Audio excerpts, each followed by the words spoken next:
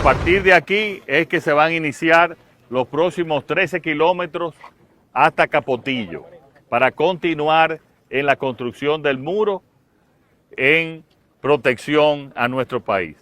Ahí, como ustedes ven, está el río Masacre y de aquel lado es la República de Haití. Desde aquí es lo que anunciamos, los 13 kilómetros que ya están en un proceso de licitación para que se empiece a construir, pensamos que en los próximos 3 meses, ¿verdad? No, antes. Sí, bueno, antes de los próximos 3 meses.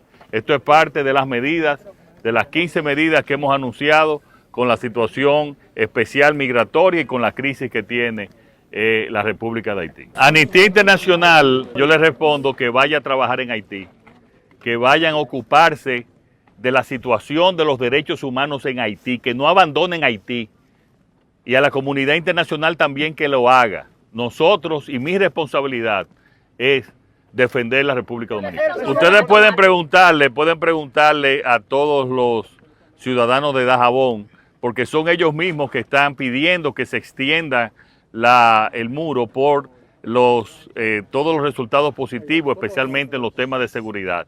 Eso ha reducido en un 80% los robos de ganado y otro tipo también de ilícitos. Estamos conformes, pero siempre estamos mejorando por la situación, aunque aquí en el norte los retos son diferentes a los del sur. Yo reitero el llamado a los principales partidos de oposición, entiéndase al PLD y a la Fuerza del Pueblo, a que se unan con nosotros en estas decisiones que son decisiones de nación, no son decisiones de un partido político.